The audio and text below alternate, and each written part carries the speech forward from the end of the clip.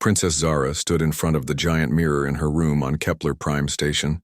She looked at herself and sighed deeply.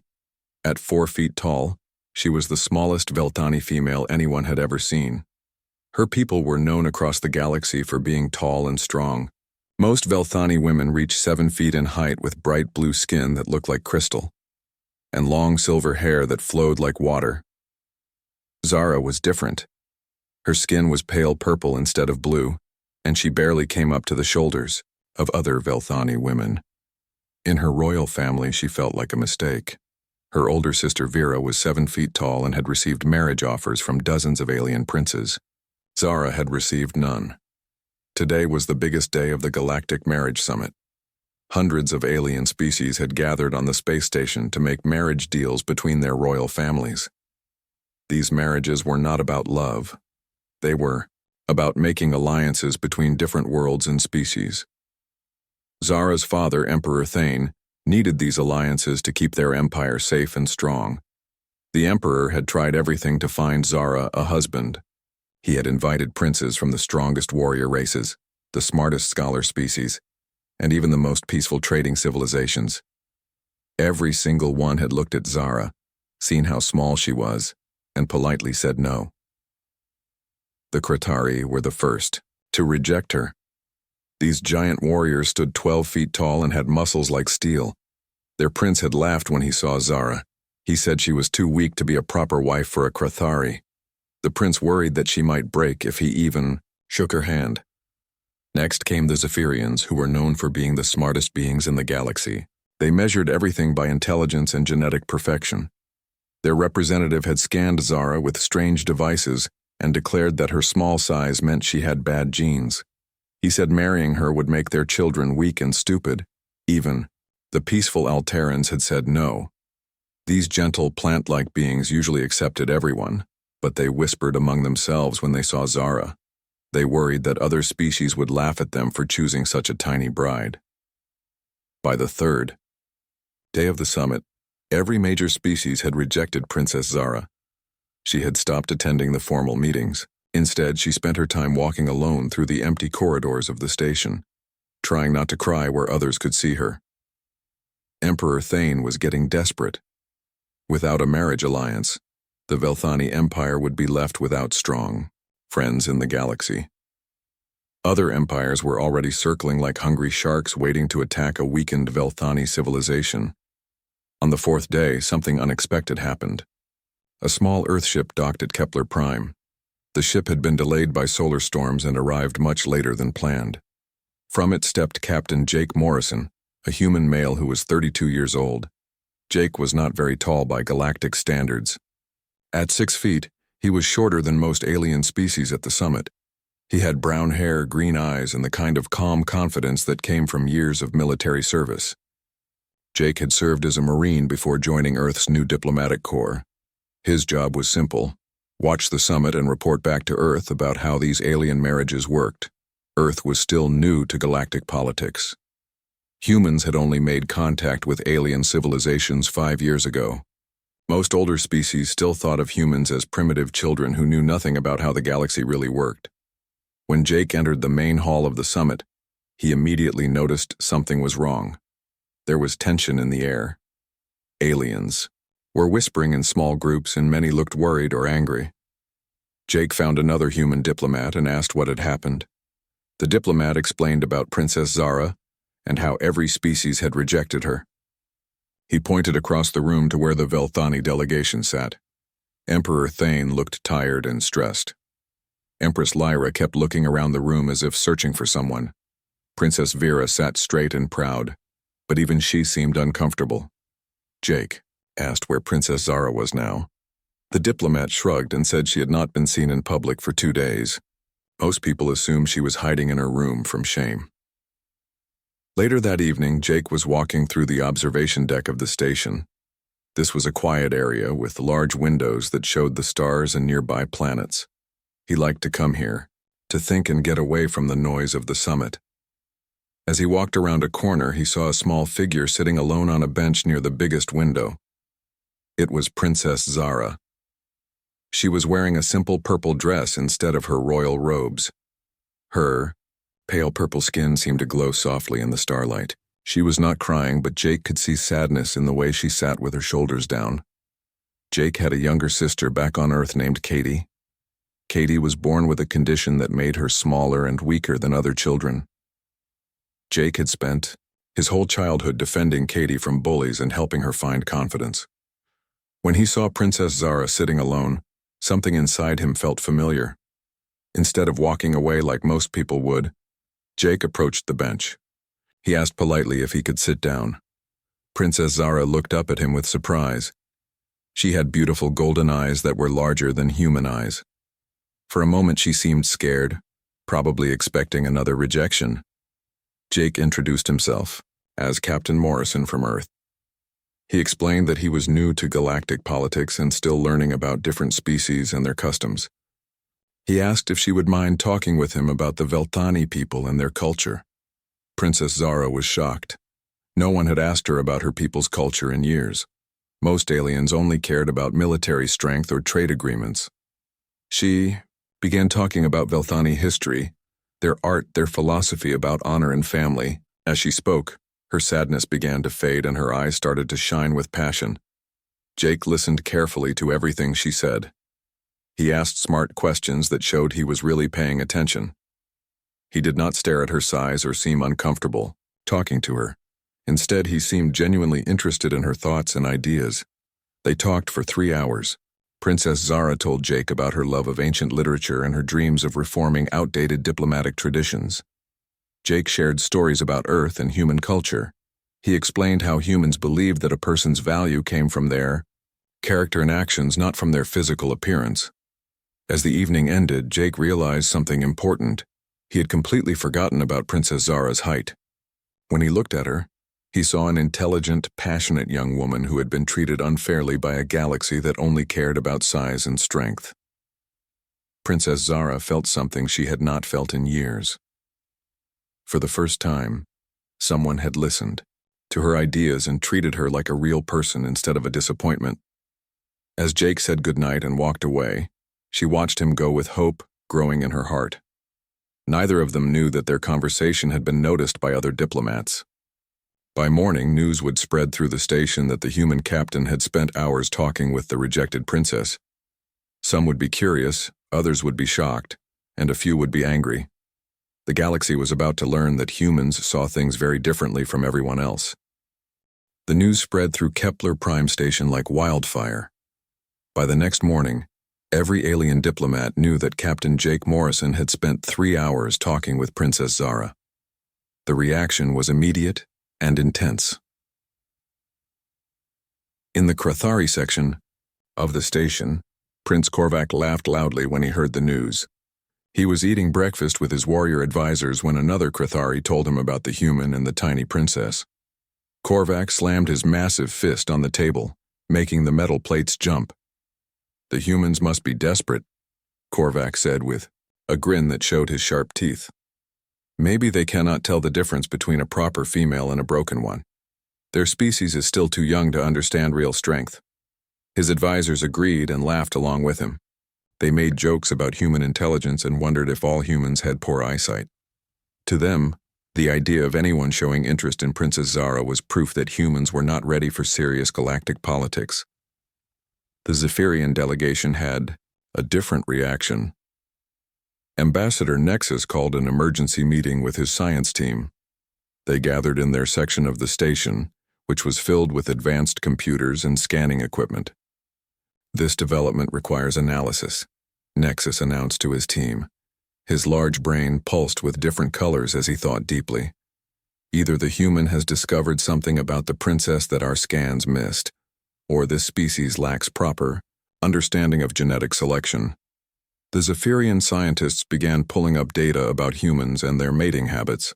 They studied Earth's history and tried to understand why humans would choose partners based on personality instead of physical perfection. To their logical minds, this seemed like a serious mistake that would weaken future generations. Meanwhile, on Earth, Admiral Helen Carter sat in her office at the Galactic Relations Committee headquarters. She had just received a report from Kepler Prime about Captain Morrison's activities. Carter was a tough woman who had worked hard to build Earth's reputation with alien civilizations. She worried that Jake's interest in a rejected princess might make other species think humans were foolish. Carter picked up her communication device and called Dr. Peter Hayes. Hayes worked in the xenobiology department and studied alien cultures for the government. When his face appeared on her screen, Carter could see he was excited about something. "Have you heard about Morrison and the Velthani princess?" Carter asked without saying hello first. "Yes, and it's fascinating," Hayes replied, his eyes bright with interest. "This could be exactly the kind of breakthrough we need to understand how humans fit into galactic society." Carter frowned. "Breakthrough? Helen, this could damage our reputation. Other species already think we're primitive. If they see us making friends with their rejects, they'll never take us seriously." Hayes shook his head. "You're missing the bigger picture, Admiral. Every major species rejected this princess because of her size. But what if her size isn't actually a weakness? What if the galaxy's biggest civilizations are all wrong about what makes someone valuable?" Carter told Hayes to explain what he meant. Hayes pulled up files on his computer and began reading from ancient Velthani texts that his team had recently translated. According to old Velthani records, small individuals like Princess Zara appear once every 1,000 years, Hayes said. The ancient texts call them soul-touched and say they have special abilities like enhanced empathy and intuitive understanding of others. But modern Velthani society has forgotten this knowledge. Carter listened carefully as Hayes continued. Modern Velthani culture focuses on physical strength and intimidation. They've lost touch with their own history. Princess Zara might actually be more valuable than any of them realize. Back on Kepler Prime, Emperor Thane was having his own crisis. He sat in his private quarters with his wife, Empress Lyra, trying to understand what was happening with their youngest daughter.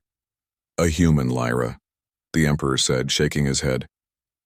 "Of all the species in the galaxy, a human shows interest in Zara.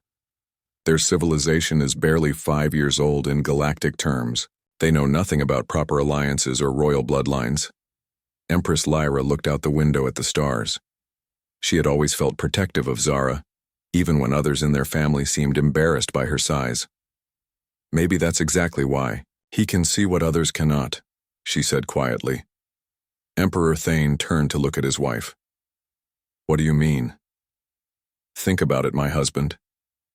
Every species that rejected Zara has thousands of years of traditions and prejudices. They all have fixed ideas about what makes a good mate. But humans are new. They don't have those old prejudices clouding their judgment." The Emperor had not thought about it that way before. He began to wonder if there was something about human culture that made them different from other galactic civilizations. Princess Vera, Zara's older sister, was also struggling with the news. She sat in her room feeling confused and, surprisingly, a little jealous. Vera had always been the perfect Velthani princess.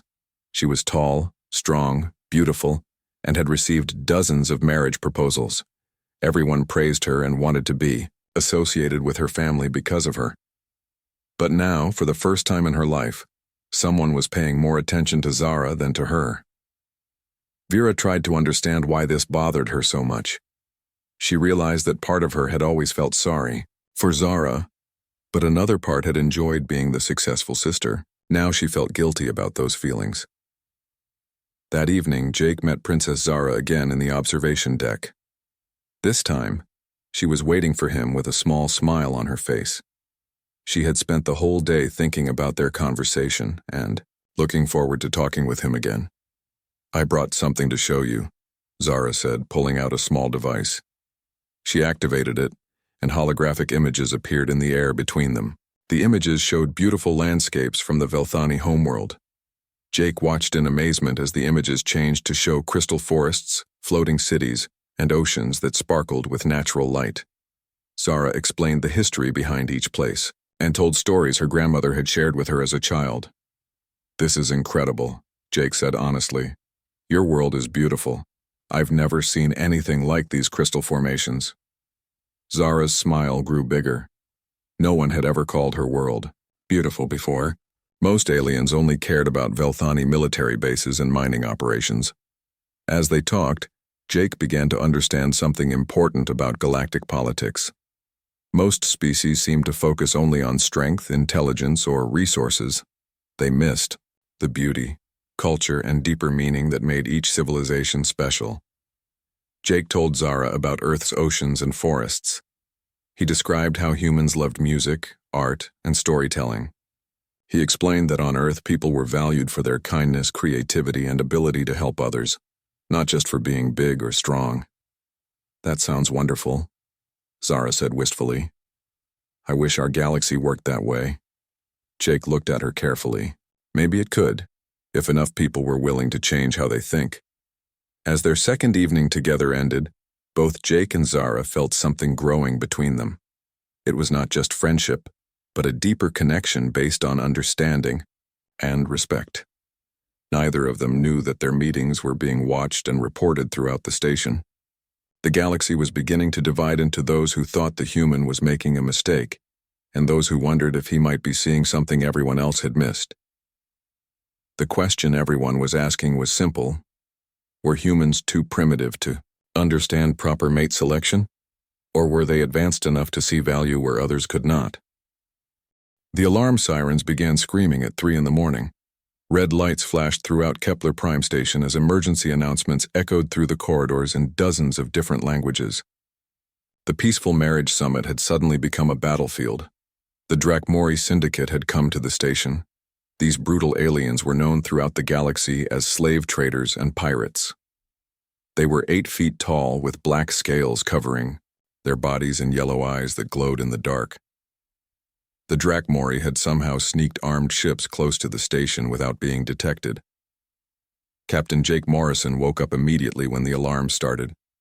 His military training kicked in as he grabbed his weapon and communication device. He tried to contact the station's security forces, but only heard confused chatter and panic on the radio channels.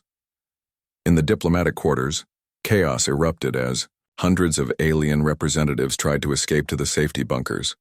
The problem was that each species had different emergency procedures. The Krithari warriors wanted to charge toward the enemy and fight. The Zephyrians insisted on analyzing the attack patterns before taking action. The Alterans were too scared to move at all. The confusion made everything worse. Security forces from different species could not work together because they all spoke different languages and followed different military tactics. Some aliens pushed others out of the way as they ran for safety. The corridors became jammed with panicking diplomats. Jake quickly realized that the station's defenses were falling apart. He made his way through the chaos toward the diplomatic sector, where he knew Princess Zara and her family were staying. As he ran, he could hear the sound of Drakmori weapons cutting through the station's outer walls. The Drakmori had a specific plan. They wanted to capture several royal family members and demand huge ransoms for their return. Princess Zara was their main target because she seemed like the easiest prize to take. Her small size made her appear weak and helpless to the brutal aliens. Jake found Princess Zara in her family's quarters, but she was not hiding like he expected. Instead, she was helping other small diplomats who could not keep up with the crowds rushing to safety. Several elderly Alterans and young representatives from peaceful species were struggling to walk fast enough to escape. "Zara, we need to get you to safety," Jake said as he reached her. She looked up at him with determination in her golden eyes. "I cannot leave them behind," she said, pointing to the slower diplomats she was helping. Everyone else abandoned them when the panic started. Jake saw that she was right. In their rush to save themselves, the bigger and stronger species had left the weak ones behind. This was exactly the kind of selfless behavior that made Jake admire her even more. "Then we help them together," Jake said, making a quick decision. Jake and Zara began organizing the scattered groups of frightened diplomats. She used her ability to speak 17 different languages to communicate with species that could not understand each other. Her diplomatic training helped her calm their fears and get them to work together. Jake used his military experience to figure out the best escape routes and defensive positions. He realized that the station's security forces were too confused to mount an effective defense, so he would have to create his own plan. The most surprising thing was how brave Princess Zara became once she had something important to do. Despite being the smallest person in the group, she took charge of coordinating the rescue effort. She crawled through narrow maintenance tunnels that were too small for larger species, carrying medical supplies to wounded defenders. Her presence inspired others who had previously dismissed her. A group of Alteran guards who had been ready to surrender decided to fight when they saw the tiny princess risking her life to save others. Several Zephyrian technicians stopped analyzing and started actually helping when Zara asked them directly. Jake found himself working perfectly with Zara as a team. Where she provided cultural knowledge and language skills, he offered tactical planning and combat experience. Together, they started turning the confused crowd of diplomats into an organized resistance. The Drakmori forces were advancing through the station, expecting easy victories. They had planned for the usual galactic response, each species fighting separately and poorly coordinated defenses. What they did not expect was a unified group led by a human and a tiny princess working together. Jake set up defensive positions at key choke points throughout the diplomatic sector. Zara positioned translators at each location so that defenders from different species could communicate with each other. For the first time in the station's history, Krathari warriors were taking orders from Zephyrian strategists, and everyone was working toward the same goal. The battle lasted 8 long hours. The Drakmori were fierce fighters, but they became confused when their enemies started working together instead of fighting each other. Jake's unconventional tactics frustrated them because he did not follow any standard military procedures they knew how to counter. Princess Zara proved that courage had nothing to do with size. She ran through dangerous areas to deliver messages between defensive positions. She treated wounded aliens from species that had rejected her just days before. Her bravery made other diplomats ashamed of how they had treated her. During the fiercest part of the fighting, Princess Zara and Jake had to defend a group of injured diplomats in a medical bay. 3 Drakmori soldiers cornered them, thinking they had found easy prey. The lead Drakmori laughed when he saw the tiny princess and the lone human. "This is what the galaxy sends to stop us?" the Drakmori leader hissed through his sharp teeth. A broken princess and a primitive human. Jake stepped in front of Zara, his weapon ready. But before the fighting could start, Zara did something unexpected. She began speaking to the Drakmori in their own language, which shocked them because very few aliens bothered to learn their brutal tongue. She told them that the station's defenses were stronger than they thought, and that galactic defense forces were already on their way. She spoke with such confidence that the Drakmori began to doubt their intelligence reports. While they hesitated, Jake was able to signal for reinforcements. The turning point came when word spread throughout the station that Princess Zara and Captain Morrison had successfully evacuated over 300 civilians to safety. Other defensive positions began copying their tactics of interspecies cooperation. When the Galactic Defense Forces finally arrived, they found something remarkable. Instead of the usual chaos and confusion, the station's defenders were working together like a single unified military unit. The Drakmori were so frustrated by the coordinated resistance that they retreated much earlier than planned. As the last Drakmori ship fled the station, Jake and Zara found themselves surrounded by grateful diplomats from dozens of different species. Aliens who had ignored or mocked Princess Zara were now thanking her for saving their lives. The tiny princess had become a hero. Emperor Thane arrived on a rescue ship, expecting to find his daughter traumatized and hiding. Instead, he discovered Zara coordinating relief efforts and making sure every species received proper medical care. For the first time in her life, he saw his youngest daughter as a true leader. The galaxy was about to learn that size and strength meant nothing compared to courage and wisdom. The rejected princess and the human who believed in her had just changed everything. The story of what happened at Kepler Prime spread to every corner of the galaxy. But as the news traveled from planet to planet, each alien species changed the story to make themselves look better. The truth got lost in a web of lies and exaggerations. On the Krathari homeworld, their military commanders told everyone that their warriors had saved the station.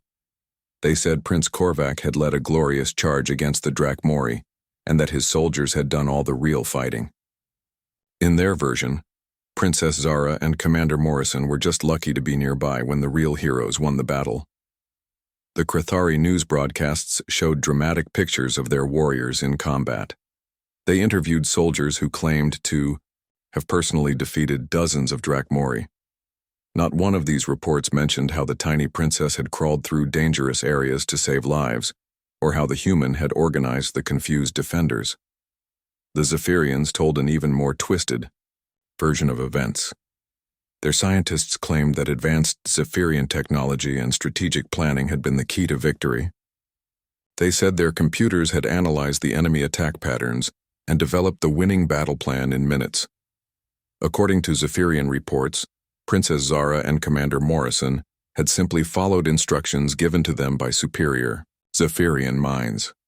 They made it sound like the two heroes had been nothing more than messengers carrying out orders from smarter beings. Even the peaceful Alterans changed the story when they told it to their people. They said that Alteran diplomats had convinced many Drakmori soldiers to surrender through wise words and gentle persuasion. They claimed the battle had been won through peace talks rather than fighting, but the aliens who had actually been on Kepler Prime during the attack knew the real truth. Hundreds of diplomats from dozens of different species had seen Princess Zara risk her life to help others. They had watched Commander Morrison create order from chaos when everyone else was panicking. Dr. Kelton, an elderly Alteran physician, had been one of the people Princess Zara saved during the attack. When he returned to his homeworld and heard the false news reports, he became angry. He decided to tell the truth about what had really happened. Dr. Kelton requested permission to speak at the Alteran Council of Elders. This was unusual because individual citizens rarely addressed the entire government, but his reputation as a respected healer gave him the right to be heard. "Honored elders," Dr. Kelton said to the assembled leaders, "the reports you have heard about Kepler Prime are lies. I was there. I saw everything with my own eyes. The tiny princess and the human saved my life and the lives of hundreds of others." He told the council exactly what had happened during those terrible 8 hours. He described how Princess Zara had organized the rescue of elderly and weak diplomats who had been abandoned by their own people. He explained how Commander Morrison had turned a confused mob into an effective fighting force. "These two beings showed courage that none of our warriors displayed," Dr. Kelton said. "They worked together when everyone else was fighting separately. They saved lives when others were only thinking about saving themselves." The Alteran Council was disturbed by this report.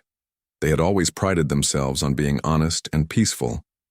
The idea that they had spread false stories about the station's defense made them feel ashamed. Similar truth-telling was happening on other worlds. Survivors of the attack were returning home and contradicting the official news stories. Slowly, the real version of events began to emerge from the lies and propaganda. On Earth, Admiral Carter was dealing with unexpected attention from alien governments. Some species were asking for closer relationships with humanity, while others were becoming suspicious of human intentions. The rescue at Kepler Prime had made Earth impossible to ignore. Carter called Commander Morrison back to Earth for a special briefing. When Jake arrived at military headquarters, he found himself facing a room full of generals, scientists, and government officials who wanted to understand what had happened.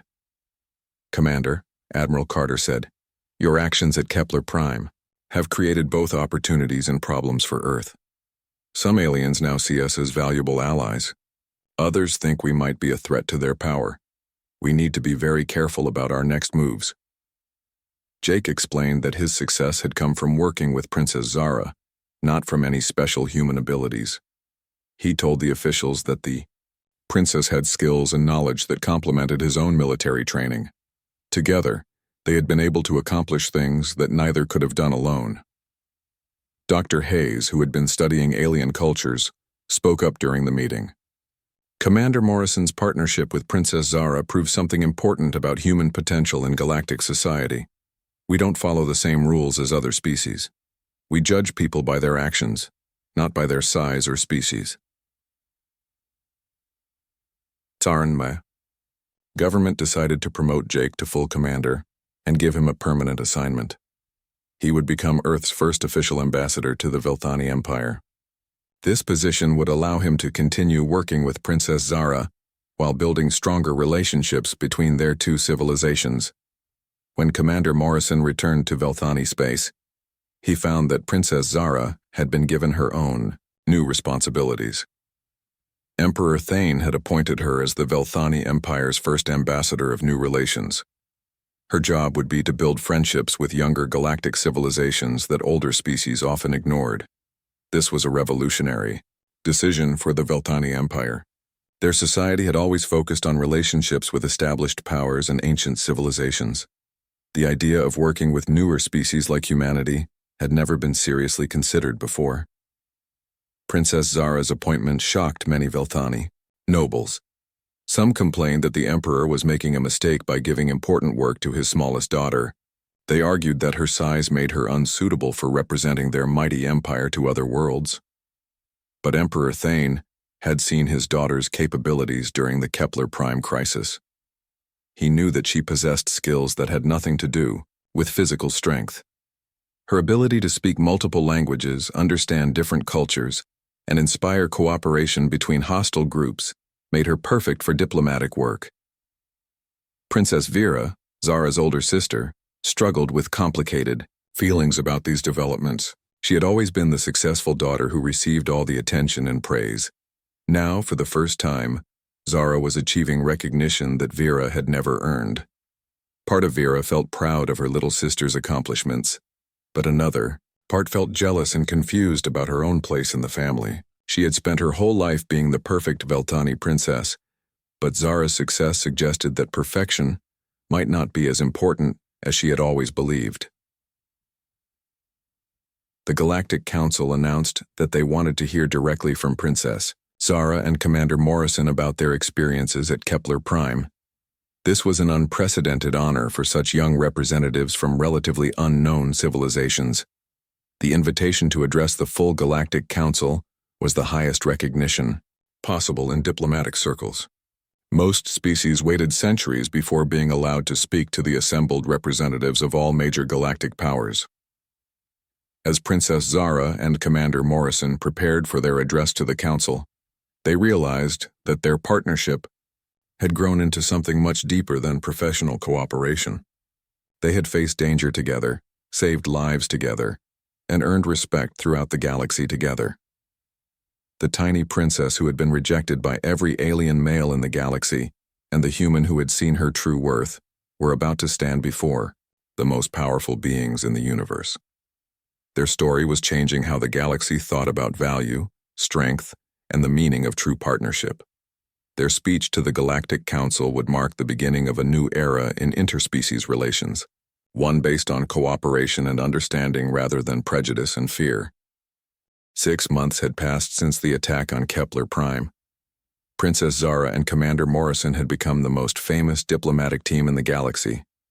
Their success in bringing together species that had been enemies for thousands of years had earned them respect from even the most stubborn alien governments. Their first major victory came when they helped end a trade war between the Crethari and the Zephyrians. These two species had been fighting over mining rights for 300 years. Every previous attempt to make peace had failed because neither side would trust the other. Princess Zara used her language skills to help both sides understand each other's real concerns. Commander Morrison suggested a sharing agreement that gave each species what they needed most. Within 2 weeks, they had created a treaty that both governments signed happily. The success surprised everyone, especially the Crethari and Zephyrians themselves. Prince Korvac, who had once laughed at Princess Zara's small size, publicly thanked her for her wisdom and fair treatment. Ambassador Nexus admitted that human thinking had solved a problem that Zephyrian logic could not fix. News of their diplomatic victories spread throughout the galaxy. Species that had never spoken to each other began asking Princess Zara and Commander Morrison to help them solve old problems. The tiny princess and the human had become the galaxy's most requested mediators. But their professional success was not the only thing that had grown during those 6 months. Princess Zara and Commander Morrison had fallen deeply in love. They worked together perfectly, with each one's strength supporting the other's weaknesses. More importantly, they had found someone who truly understood and valued them. Jake had learned to appreciate Velthani culture and philosophy. He studied their history and traditions, discovering a rich civilization that most aliens knew nothing about. Zara had become fascinated by human concepts of individual freedom and the idea that anyone could achieve greatness regardless of their background. The couple decided they wanted to get married, but this created new complications. An interspecies marriage between a human and a Velthani princess would be the first of its kind in galactic history. Neither government knew how to handle the legal and political aspects of such a union. Emperor Thane surprised everyone by giving his full support to the marriage. The emperor had watched his youngest daughter grow into a confident leader, and he knew that Commander Morrison had played an important part in her transformation. He announced that the wedding would be a celebration of friendship between their two species. Empress Lyra was initially worried about the cultural differences between humans and Velthani, but she had grown to love Jake like a son. She saw how happy he made her daughter, and how well they worked together as partners in everything they did. Princess Vera had finally overcome her jealousy and become genuinely proud of her little sister. She volunteered to help plan the wedding and make sure it honored both human and Velthani traditions. The older sister, who had once felt embarrassed by Zara's size, now boasted about her sister's achievements to anyone who would listen. On Earth, the reaction was overwhelmingly positive. Admiral Carter had initially worried about political complications, but the marriage had actually improved Earth's relationships with dozens of alien species. Dr. Hayes called it the most important diplomatic development in human history. The wedding ceremony took place on a specially prepared platform in space, with representatives from over 200 worlds attending. The location was chosen to symbolize that love could exist anywhere in the universe, not just on one planet or another. Princess Zara wore a dress that combined Velthani crystal work with earth silk, creating something beautiful that had never existed before. Commander Morrison wore his military dress uniform with Velthani honor decorations that Emperor Thane had personally awarded him. The ceremony itself was conducted in both English and Velthani, with translations provided for the hundreds of alien species watching.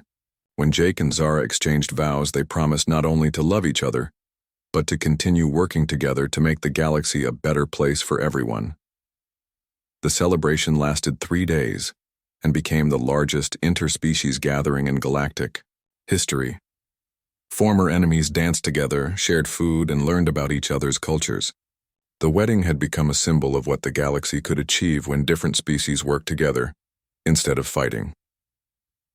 As a wedding gift, the Galactic Council offered Princess Zara and Commander Morrison a unique opportunity. They would be given their own space station where they could establish the first interspecies academy. Young beings from across the galaxy would come to study cooperation, communication, and cultural exchange. The academy was built near Earth's solar system, allowing students to visit both human and Velthani worlds during their studies. The station itself was designed by architects from 12 different species, creating a structure that felt comfortable to beings of all shapes and sizes. Princess Zara became the Academy's Director of Cultural Studies, while Commander Morrison served as Director of Conflict Resolution. Together, they developed a curriculum that taught students how to find common ground between different ways of thinking and living. The Academy's first class included students from 47 different species. Some were tall, some were small, some were peaceful, and others came from warrior cultures. But all of them shared a desire to learn how to build bridges between their peoples. The motto of the Interspecies Academy, written in dozens of languages, read simply, "Strength through understanding." It had been suggested by Jake and approved by Zara, representing their shared belief that diversity made the galaxy stronger rather than weaker. Years passed, and the Academy became one of the most respected institutions in the galaxy. Graduates went on to become ambassadors, trade negotiators, and peace mediators. Many of them credited Princess Zara and Commander Morrison with teaching them that differences should be celebrated rather than feared. The couple had 3 children who grew up speaking multiple languages and understanding cultures from across the galaxy. Their kids became symbols of what the future could look like when species worked together instead of remaining separate. Other interspecies marriages began happening throughout the galaxy as beings learned to look beyond physical appearances and cultural differences, the union between the tiny princess and the human had opened doors that had been closed for thousands of years. As Princess Zara and Commander Morrison stood in their office aboard the Academy station, looking out at stars that represented hundreds of different worlds, they reflected on how much had changed. Students from species that had never spoken to each other worked together in the laboratories below them. "We started something bigger than we imagined," Jake said to his wife as they watched a group of mixed-species students collaborating on a research project. Princess Zara, now confident in her role as a leader who had helped reshape galactic society, smiled at her husband. "We showed them that the heart sees what the eyes miss. Sometimes the best partnerships come from the most unexpected places." The galaxy had learned that true strength came not from physical power or ancient prejudices, but from the courage to value character over convention. And it all began with a human who saw a princess where others saw only a problem, and a princess who found a partner where others sought only status. Their love story had become the foundation for a new era of galactic cooperation, proving that even the smallest person could change the entire universe when someone believed in their worth.